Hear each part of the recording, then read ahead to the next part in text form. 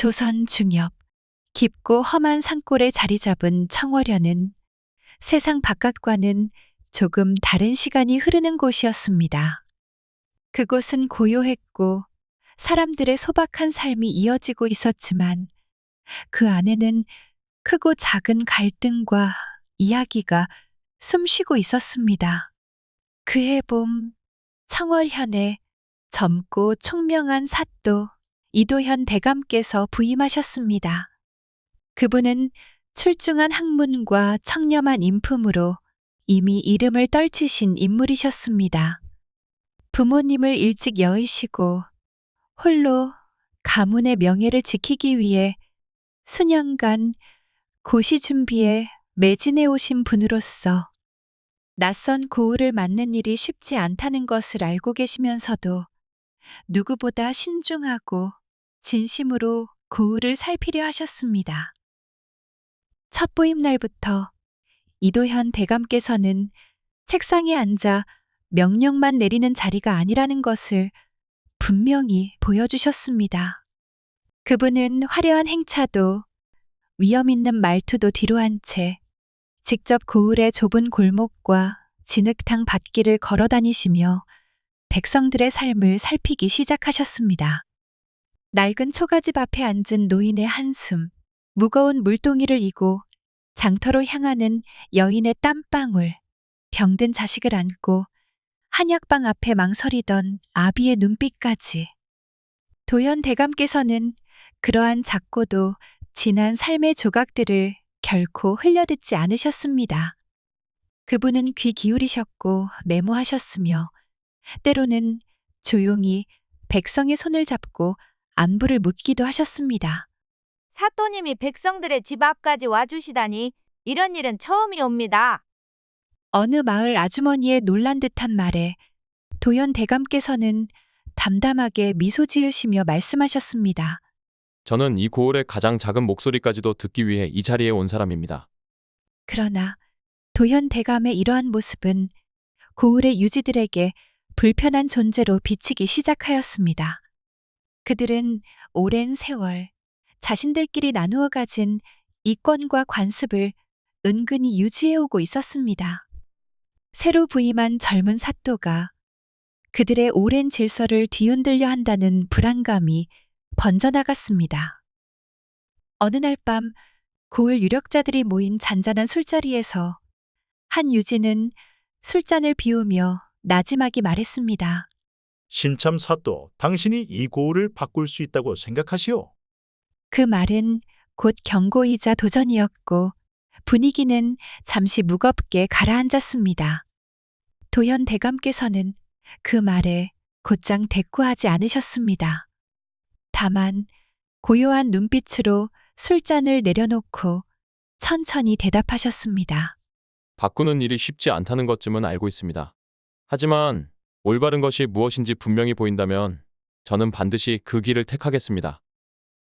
그날 밤 대감께서는 창가에 앉아 오래도록 생각에 잠기셨습니다. 바람에 흔들리는 등불 아래 조용히 다짐하듯 속으로 읊조리셨습니다. 이 고을의 정의를 세우는 일, 비록 고되더라도 결코 물러서지 않으리. 고을의 중심지에는 월화루라는 이름의 기방이 있었습니다. 흔히 기방이라 하면 즐거움과 유흥만을 떠올리기 쉽지만 월화루는 달랐습니다.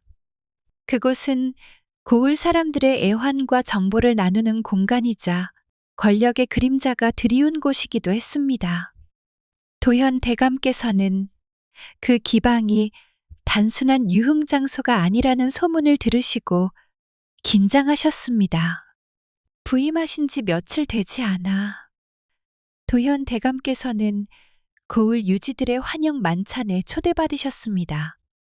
그 만찬 장소가 바로 월화루였고 대감께서는 곧 마음 한켠에서 미묘한 감정을 느끼셨습니다.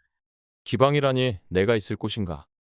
내심 망설이시던 도현 대감께서는 주변 동료들의 권유에 마음을 굳히셨습니다.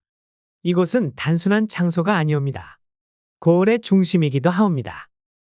그 말에 그는 허리를 곧게 펴시고 월화루로 들어서셨습니다. 그날 밤 은은한 등불과 향기로운 꽃내음이 감도는 기방 안, 음악과 노래, 춤이 어우러진 그곳에서 도연 대감의 눈길을 사로잡은 이는 한 여인이었습니다. 그녀의 이름은 매화였습니다. 고귀했던 양반 가문에서 태어나셨으나 가문의 몰락으로 인해 기방에 나와야 했던 여인이셨습니다. 어린 시절부터 남다른 총명함과 예술적 재능을 지니셨지만 운명의 장난 앞에 삶의 궤적이 달라지셨던 분이었습니다. 매화는 노래를 부르고 계셨습니다. 그 목소리는 청아했지만 그 속엔 고통과 단단함이 묻어나 있었습니다. 도현 대감께서는 넋을 잃고 그녀의 노래에 귀 기울이셨습니다. 저 목소리에 무언가 숨겨진 이야기가 있구나. 노래가 끝나자 매화의 눈과 도현 대감의 눈이 마주쳤습니다. 낯선 분이시네요. 사또님이십니까? 그녀는 조심스럽게 물으셨고 도현 대감께서는 고개를 끄덕이며 대답하셨습니다. 맞소. 이곳에 새로 부임한 이도현이요. 당신은? 저는 매화라 하옵니다. 서로에 대해 짧게 인사를 나누셨지만 마음 한켠에 묘한 떨림이 스며들었습니다. 며칠이 지나고 청월현의 하늘에 다시 달빛이 고요히 내려앉던 밤, 도현 대감께서는 다시금 월화루를 찾으셨습니다. 이번 방문은 지난번과는 달랐습니다. 형식적인 환영 자리가 아닌 마음 깊은 곳에 진심을 전하고 매화 아씨와 제대로 이야기를 나누기 위함이었습니다. 그날 밤 월화루는 유난히 고요했습니다. 창호 사이로 스며드는 달빛이 방안을 부드럽게 감쌌고 향기로운 백목련 향이 은은하게 퍼지고 있었습니다. 등불 하나만이 나지막이 깜빡이는 그 공간에서 두 사람은 마주 앉아 조용히 숨을 고르셨습니다. 처음엔 잠시 정적이 흘렀습니다. 하지만 이내 두 분은 자연스럽게 이야기를 시작하셨습니다. 고을의 역사부터 시작하여 조선의 시풍과 철학, 그리고 인간의 삶에 이르기까지 서로의 목소리는 차분했고 마음은 어느새 깊고 조용한 물결처럼 서로를 감싸 안았습니다. 매화 아씨께서 먼저 조심스럽게 입을 여셨습니다. 신분 차이로 인해 저 같은 이가 사또님과 이렇게 나란히 이야기를 나누고 있다는 것이 지금도 믿기지 않습니다. 그 말에는 지난 세월 동안 그녀가 겪어온 억눌림과 지금 이 순간의 놀라움이 고스란히 담겨 있었습니다. 도연 대감께서는 부드러운 미소를 머금으시고 조용히 말씀하셨습니다. 사람의 마음은 그 어떤 신분보다도 깊고 넓은 법이지요. 사람을 사람으로 본다면 누구나 함께 이야기할 수 있어야 하지 않겠습니까? 그 한마디는 매화 아씨의 마음을 조용히 흔들었습니다. 그녀는 잠시 눈을 감았다 뜨며 자신의 삶을 천천히 이야기하기 시작하셨습니다. 몰락한 양반 가문의 딸로 태어나 부귀영화가 사라진 뒤에도 매화 아씨께서는 자존심을 잃지 않기 위해 얼마나 고된 시간을 버텨오셨는지, 그 길 위에서 무시와 조롱을 견디면서도 시와 노래를 놓지 않았던 이유가 무엇이었는지를 털어놓으셨습니다. 사또님, 저는 저 자신을 잃지 않기 위해 매일을 견뎌냈습니다. 이 이름 하나라도 지켜야 제가 사람이란 것을 증명할 수 있었으니까요. 도현 대감께서도 자신의 이야기를 들려주셨습니다. 부패한 유지들 사이에서 지켜야 했던 고결함, 정의를 지키기 위해 스스로를 얼마나 단련해야 했는지, 그리고 백성의 삶을 위하는 길이란 결코 말처럼 간단하지 않다는 현실까지.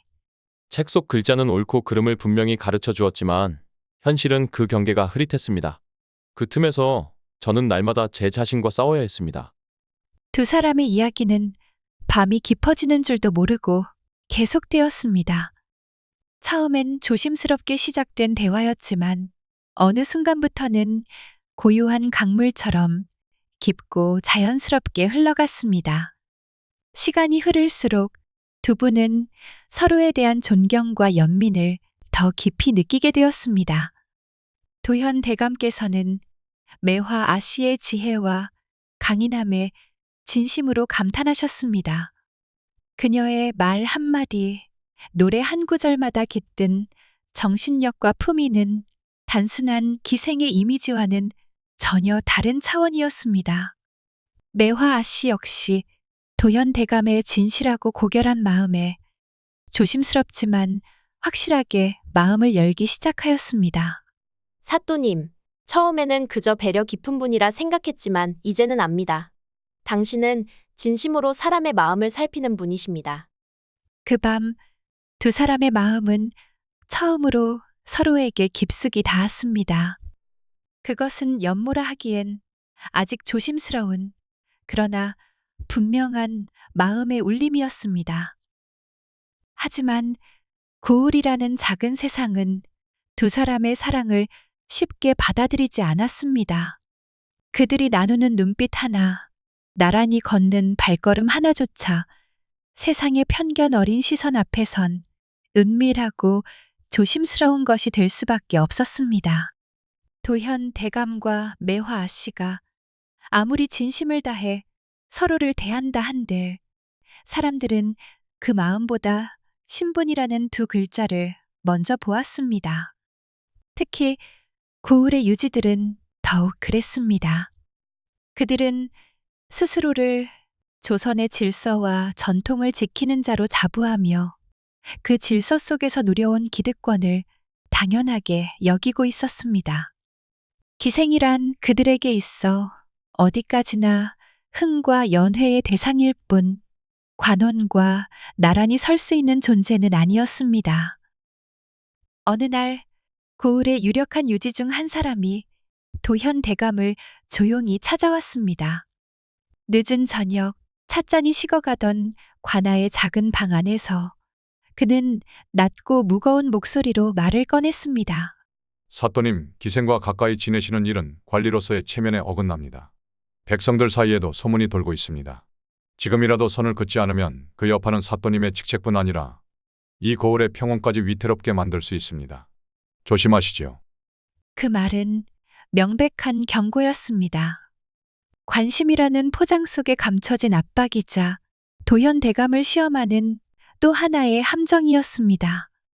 도현 대감께서는 잠시 말없이 그 자리를 지켜보셨습니다. 그 후 잔잔한 미소를 머금으신 채 천천히 말씀하셨습니다. 체면이라 저는 관직 이전에 한 사람으로서 살아가고 싶습니다. 제 마음은 남들이 정한 틀보다는 제 스스로의 신념과 법칙에 따르고자 합니다. 그 말은 단호하면서도 담담했고 겉으로는 부드러워 보였지만 그 안에는 흔들림 없는 신념이 담겨 있었습니다. 그날 밤 매화 아씨께서는 도현 대감의 결연한 태도를 전해 듣고 조용히 눈을 감으셨습니다. 그리고는 이내 미소를 머금으신 채 마음 깊은 곳에서부터 안도의 숨을 내쉬셨습니다. 당신과 함께라면 세상의 편견도 그 어떤 험한 길도 두렵지 않습니다. 그녀의 목소리에는 한 점 흔들림 없는 믿음이 담겨 있었습니다. 그 후로도 두 분은 더 이상 누구의 눈치를 보지 않았습니다. 사랑을 숨기거나 감추기보다는 자신 있게 마주하고 지켜내기로 다짐하셨습니다. 하지만 그들이 넘어야 할 현실의 벽은 여전히 높고 단단하였습니다. 조선이라는 시대가 허락하지 않는 사랑, 신분 제도의 굴레 속에 갇힌 수많은 시선과 목소리, 그리고 무엇보다 두 사람을 갈라놓으려는 보이지 않는 힘들이 곳곳에서 도사리고 있었습니다. 그럼에도 불구하고 두 분은 서로에게 힘이 되어 주었습니다. 도현 대감은 매화를 바라보며 인간에 대한 신뢰와 정의를 되새기셨고, 매화 아씨는 도현 대감을 통해 다시 세상과 맞설 용기를 얻으셨습니다. 사랑은 단지 감정이 아니었습니다. 그들에게 사랑은 곧 서로를 지키고 세상의 틀을 넘는 선택이자 의지였습니다. 세상의 굴레는 여전히 두터웠지만 두 사람은 결코 주저앉지 않았습니다. 작은 불씨처럼 시작된 그 사랑은 차츰 바람을 타고 퍼져 주변 사람들의 마음까지 따뜻하게 데우기 시작했습니다. 운명처럼 만난 두 사람의 이야기는 그렇게 아주 조용히, 그러나 단단하게 새롭게 쓰이고 있었습니다. 그들의 사랑은 이제 시작에 불과했습니다. 앞으로 마주할 시련이 아무리 크다 해도 서로를 향한 마음 하나로 그 모든 것을 이겨내리라는 확신 속에서 말입니다. 청월현의 이도현 대감께서 부임하신 지 어느덧 몇 달이 흘렀습니다. 처음 낯선 고을을 맡으며 조심스럽게 발을 디디셨던 그분은 이제 조금씩 이곳의 공기와 사람들의 숨결에 익숙해지고 계셨습니다. 고을 백성들은 처음엔 경계와 의심 어린 눈으로 그를 바라보았습니다. 하지만 날이 갈수록 도현 대감께서 보여주신 모습은 여느 관리들과는 분명히 달랐습니다. 화려한 치장도 과시도 없었으며 백성 앞에서는 언제나 허리를 낮추고 귀를 기울이셨습니다. 부정한 세금 수탈에 눈 감지 않으셨고 권력을 앞세운 폭력을 단호히 막으셨으며 억울한 사연 앞에서는 반드시 진실을 밝혀내셨습니다. 그러한 그의 모습에 백성들은 서서히 마음의 문을 열기 시작하였습니다. 정말로 백성을 위하는 사또가 오셨구나. 이런 말이 장터와 우물가에서 자연스럽게 흘러나왔습니다. 어느 날 밤 도현 대감께서는 매화 아씨의 손을 따뜻하게 감싸며 말씀하셨습니다. 제가 이 고을에 부임한 이유는 백성들의 삶을 조금이라도 낫게 만들기 위해서였소. 그런데 당신을 만나고 나서야 비로소 알게 되었소. 사람의 마음을 다스리는 일이야말로 가장 어려우면서도 가장 중요한 일이란 것을요. 매화 아씨는 눈을 조금 내리깔았다가 조용히 마주보며 대답하셨습니다. 사또님, 저는 늘 세상의 틀 안에 갇혀 살아왔습니다. 신분도, 운명도, 여자라는 이름도 저를 올가매는 사슬이었습니다. 하지만 당신을 만나면서부터는 마음이 자유로워졌습니다. 비록 이 몸은 갇혀 있어도 마음만은 처음으로 날개를 단 듯하였지요. 그 사랑은 너무나도 조심스럽고 고귀하였기에 오히려 세상은 더 쉽게 그것을 받아들이지 않았습니다. 얼마 지나지 않아 고을 사람들 사이에는 소문이 돌기 시작했습니다. 처음에는 단순한 추측이었고 곧이어 수군거림이 되었으며 이윽고 냉담한 시선으로 바뀌었습니다.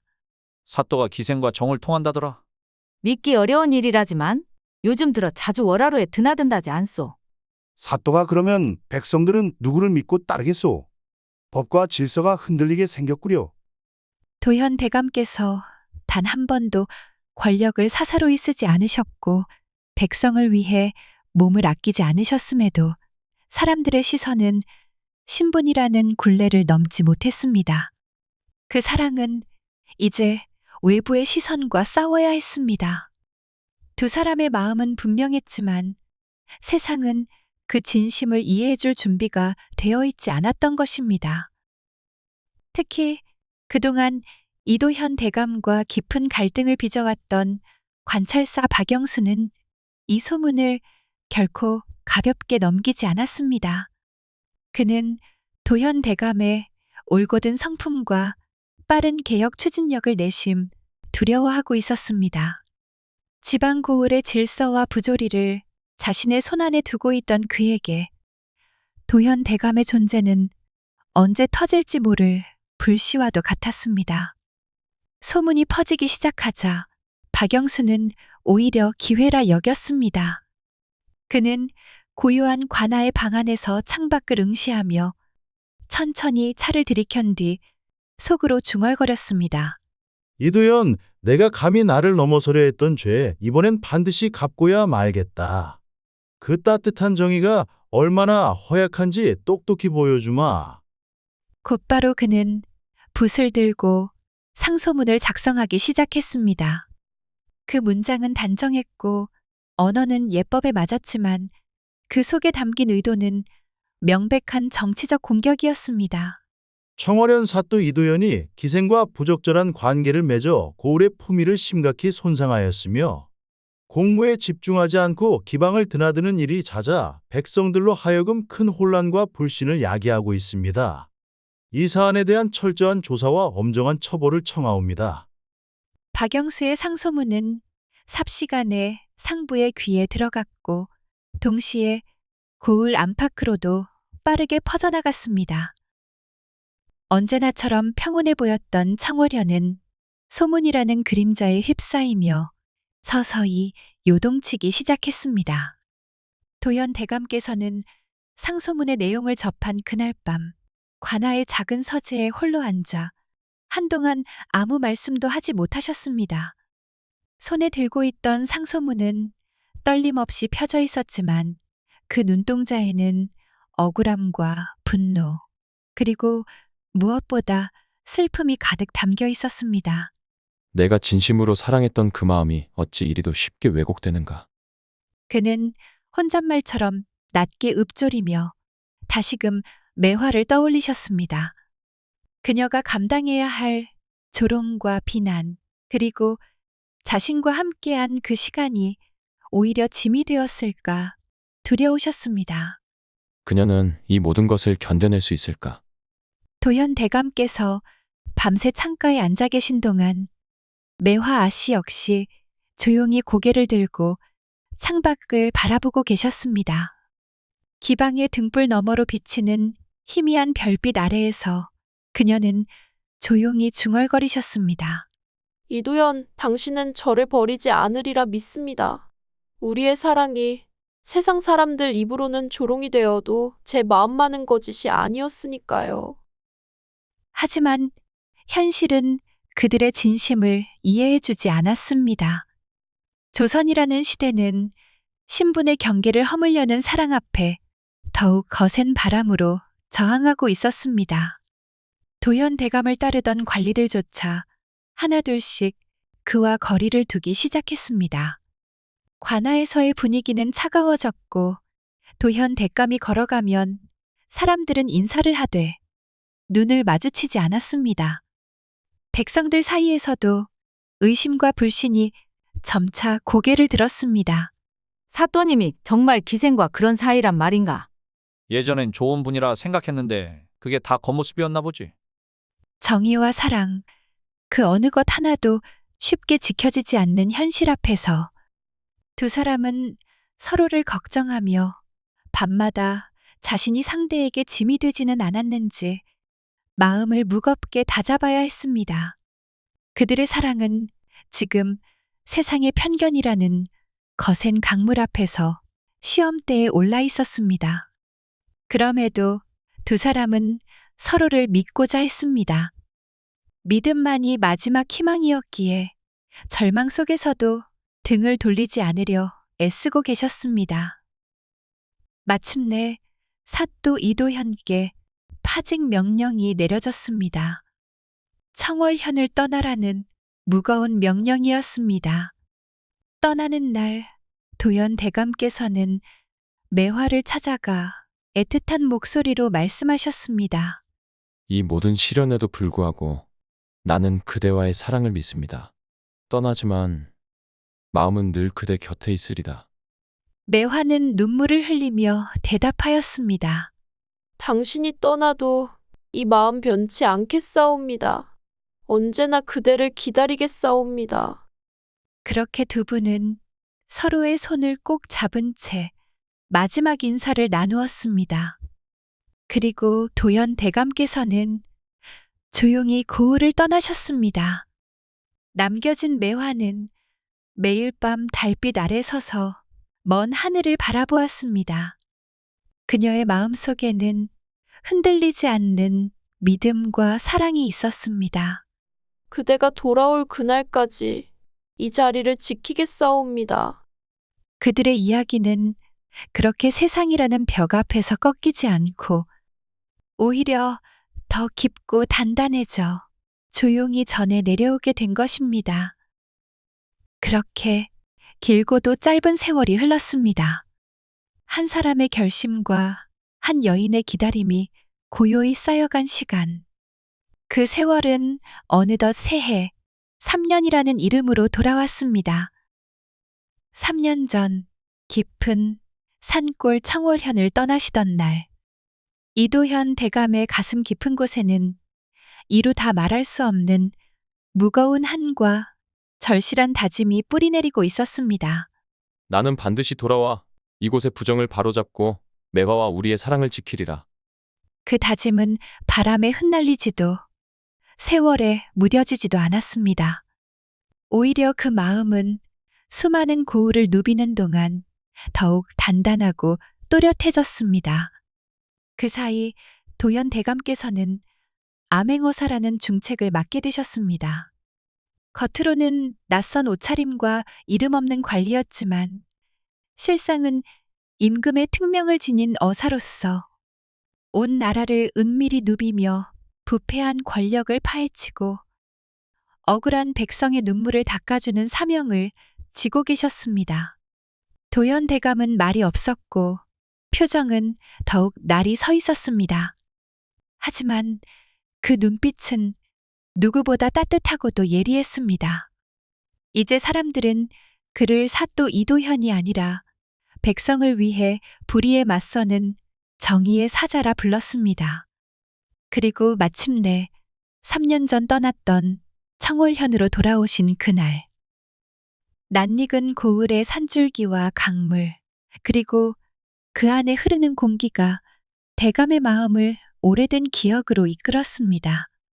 고을은 겉으로는 평온해 보였습니다. 사람들은 제 일상을 사는 듯 보였고 관청도 질서 있게 운영되고 있는 듯 했습니다. 하지만 그 평온함 뒤에는 여전히 어둠이 도사리고 있었습니다. 관찰사 박영수의 그림자는 여전히 이 고을 곳곳에 드리워져 있었고 사람들의 얼굴에는 여전한 두려움이 배어 있었습니다. 백성들은 표면적으로는 말이 없었지만 마음속엔 무언가 간절한 염원이 있었습니다. 그리고 이도현 대감의 귀환 소식이 조심스레 퍼져나가자 그들은 말은 아끼면서도 눈빛으로 그에게 조용한 희망을 보내기 시작했습니다. 정말 돌아오신 건가? 그분이라면 이번에는 꼭 이 고울을 다시 밝히실 수 있으리라. 도연 대감께서는 고을 어귀의 비탈길에 발을 멈추셨습니다. 낡은 대나무 숲 사이로 봄바람이 흘러들었고 그 바람은 어디선가 들려오는 익숙한 기억처럼 그의 옷깃을 스쳐갔습니다. 그는 천천히 하늘을 올려다보며 깊은 숨을 들이쉬셨습니다. 3년 전 그날 떠날 때의 마음처럼 가볍지 않구나. 그분의 눈빛에는 결연함과 아련함이 뒤섞여 있었습니다. 그 순간 도현 대감은 깨달으셨습니다. 이곳은 여전히 변하지 않은 듯 보이지만 자신은 더 이상 그때의 젊고 순진한 사또가 아니라는 것을, 이제는 단지 사랑만을 지키는 것이 아니라 백성의 정의를 지키기 위해 돌아온 자라는 것을. 그렇게 이도현 대감의 두 번째 청월현 이야기가 시작되었습니다.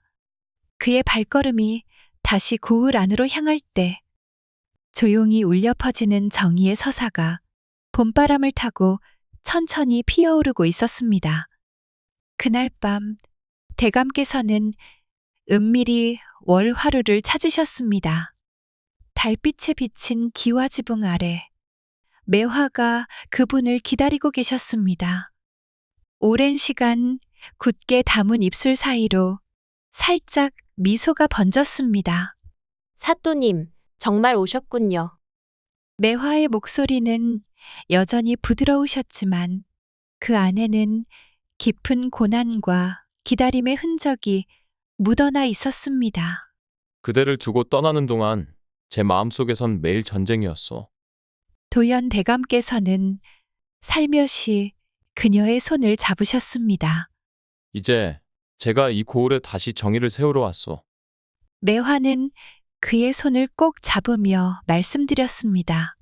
사또님이 계시기에 저 또한 포기하지 않았사옵니다. 우리 함께라면 어떤 어둠도 두렵지 않사옵니다. 다음 날부터 도연 대감께서는 고을 곳곳을 누비시며 증거를 모으기 시작하셨습니다. 비밀스럽게 만난 마을 어르신들은 저마다 박영수의 부패와 폭정을 증언하셨습니다. 저자가 들어선 이후로 세금은 2배로 뛰었고 부당한 징수와 폭행이 이어졌습니다. 한 할머님께서 두려움과 분노가 섞인 목소리로 말씀하셨습니다. 도현 대감께서는 그분들의 이야기를 노트에 적으며 고개를 끄덕이셨습니다. 이 모든 진실을 반드시 밝혀내고 고을을 구원하겠어.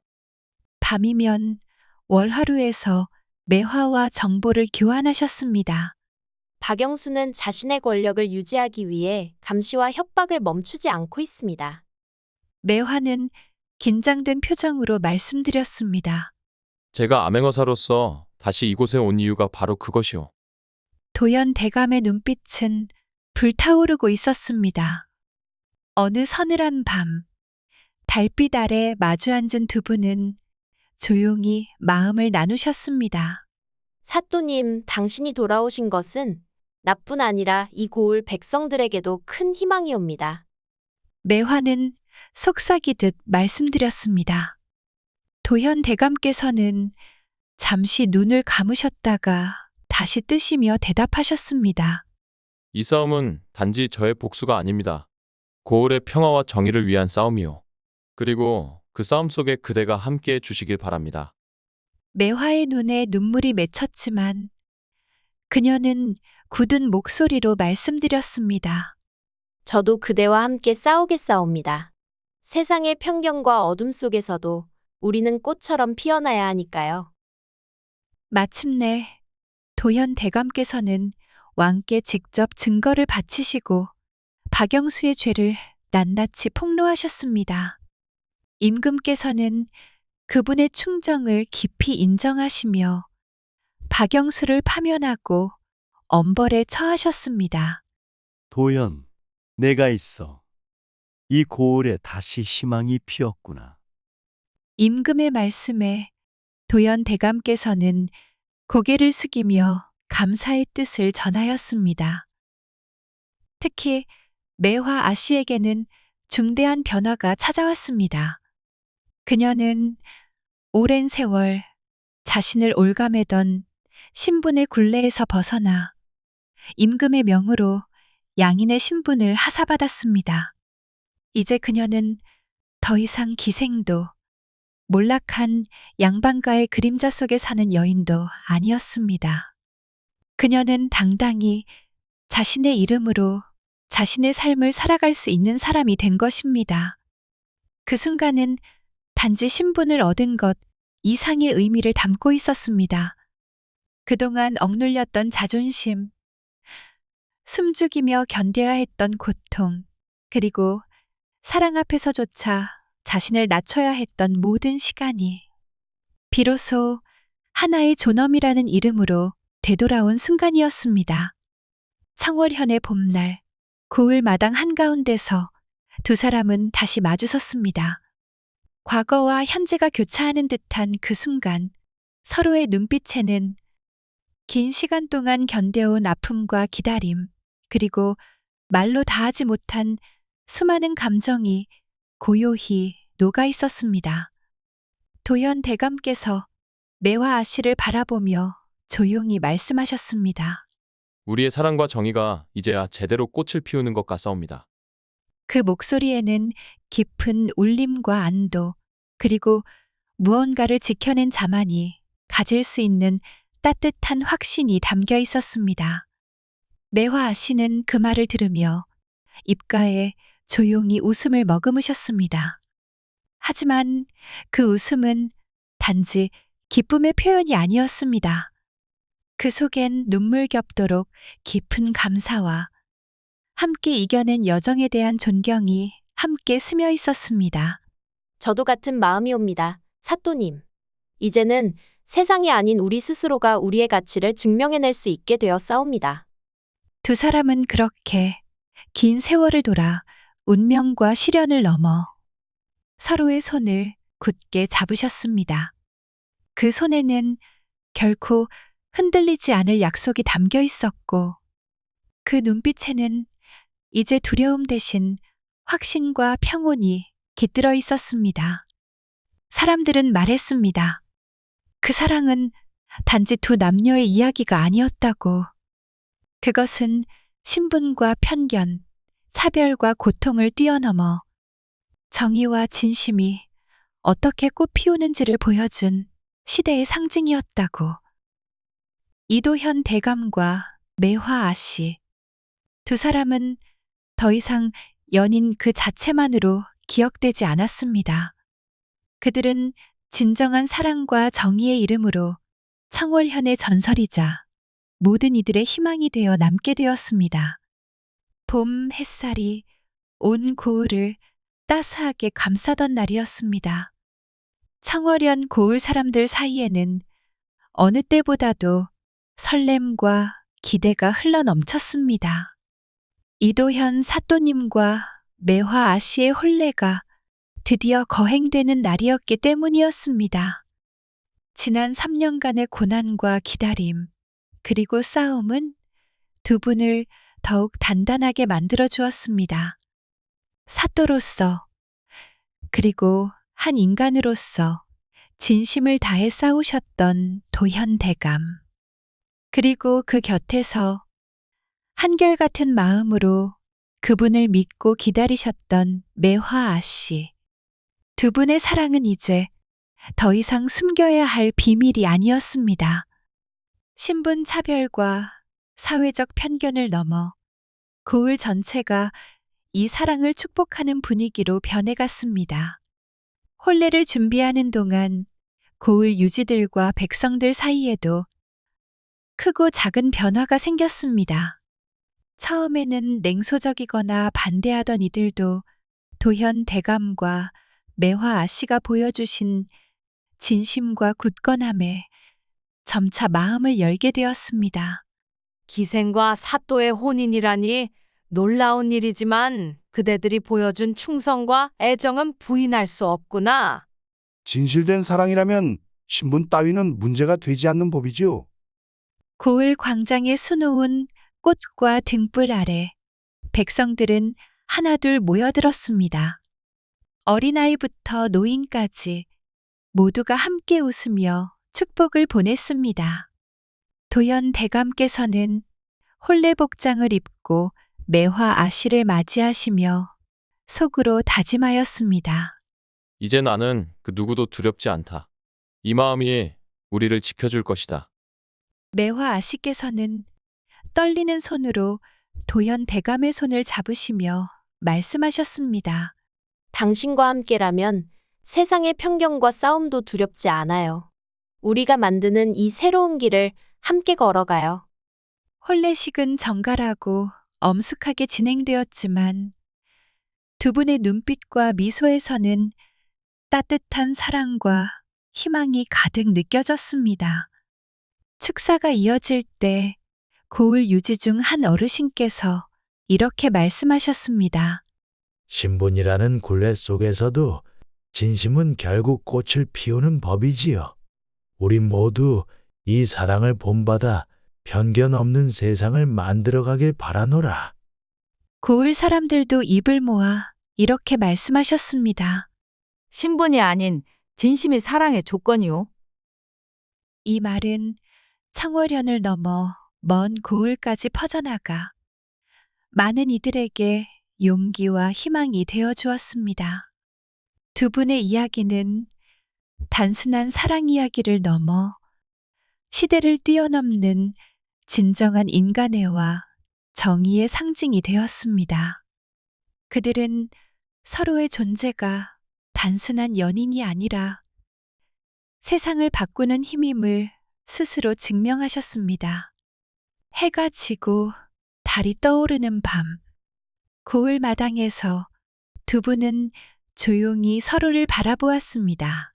우리의 사랑이 이렇게 승리할 줄 누가 알았겠습니까? 도연 대감께서 웃으며 말씀하셨습니다. 그 어떤 장벽도 우리 마음만은 가로막지 못했으니까요. 매화 아씨께서 잔잔히 대답하였습니다. 두 분은 그렇게 세상의 모든 편견과 어려움을 뛰어넘어 진심으로 서로를 사랑하고 존중하는 법을 몸소 보여주셨습니다. 이들의 사랑 이야기는 후세의 길이 남아 청월현 사람들의 입에서 입으로 전해지며 아름다운 전설이 되었습니다. 그리고 그 전설은 오늘날에도 신분이 아닌 진심이 사랑의 조건이다. 라는 말과 함께 여전히 살아 숨쉬고 있습니다.